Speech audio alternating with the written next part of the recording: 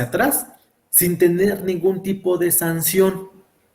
Y ya hasta nos pasamos, ya venció el plazo, ya todos los plazos que teníamos en ese PARE, en ese programa de autorregulación, ya vencieron, ya pasó ese tiempo, y ahorita me llegas, pues ya no puedo utilizar un esquema de esa naturaleza. Sin embargo, y hasta antes de que se publique y entre en vigor esta reforma, pues el tema, por lo menos, de los informes en ceros, no sería un problema mayor, porque en caso que te sancionen, pues la obligación no está en ley.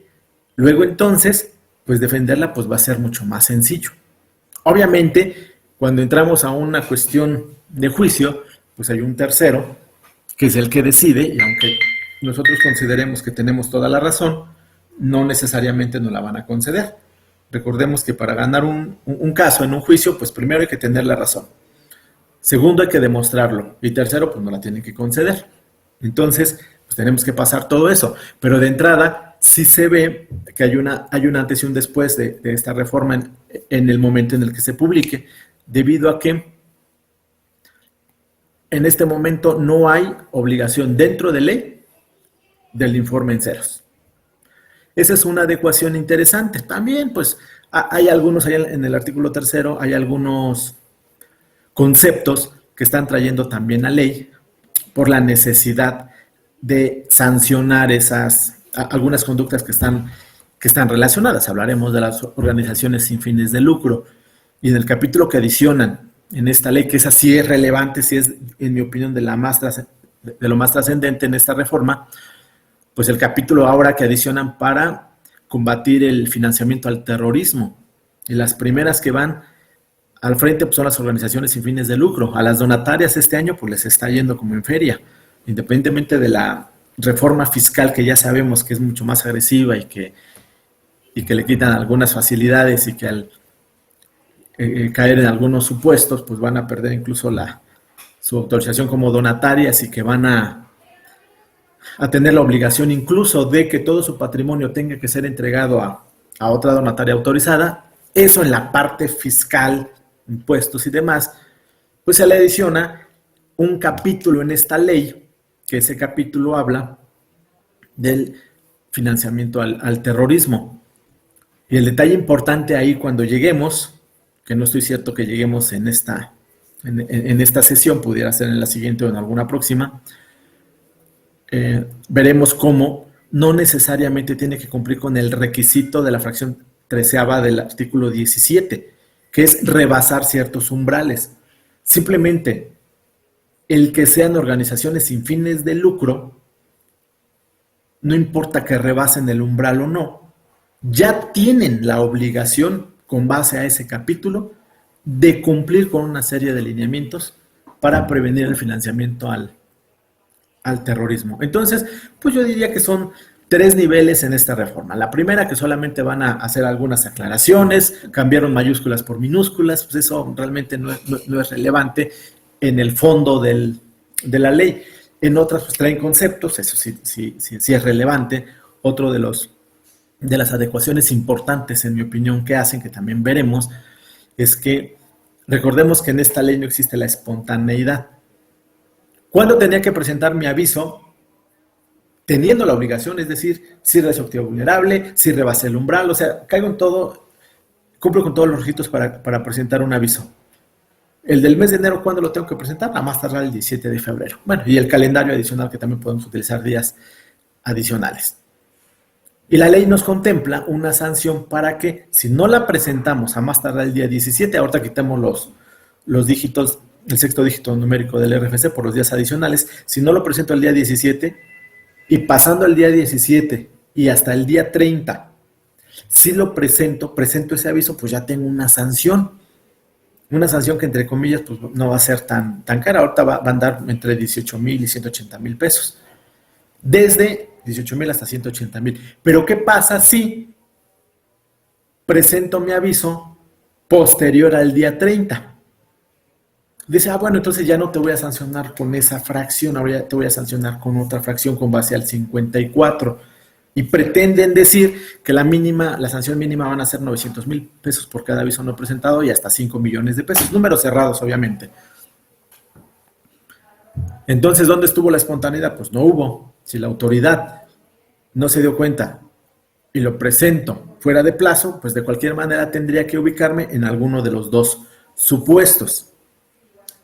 También por ahí por el artículo 55 nos señala que por una sola ocasión, pues la autoridad se abstendrá a sancionarnos.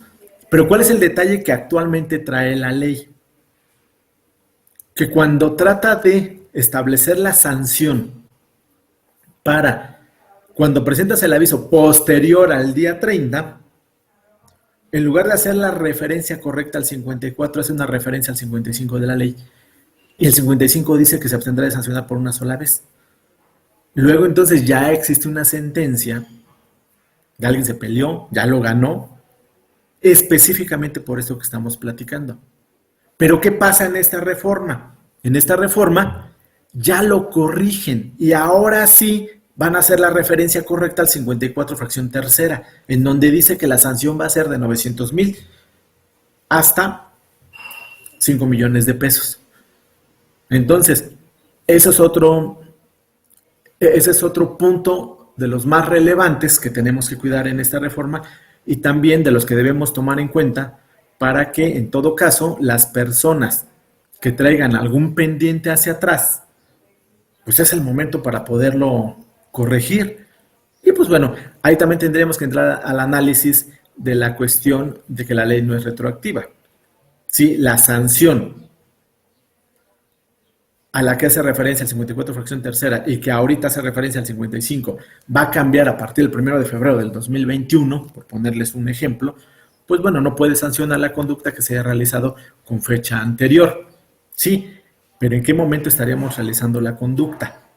¿En febrero o en enero? Y bueno, ya entraríamos y ya tendríamos que revisar mucho detalle, ¿no? Esto que les estoy platicando solamente es el contexto general, como les decía hace un momento, pues bueno, en el transcurso de las semanas vamos a ir comentando más detalles. Realmente este material es un análisis de cada uno de los artículos, de los diferentes dictámenes que han estado subiendo, pero al final de cuentas lo que se publique en el Diario Oficial de la Federación, pues es lo que va a ser válido para el estudio y en todo caso para su aplicación, pero se prevé que de esta a la publicación o a la sanción no va a haber mayores cambios. Ya lo veremos en su momento.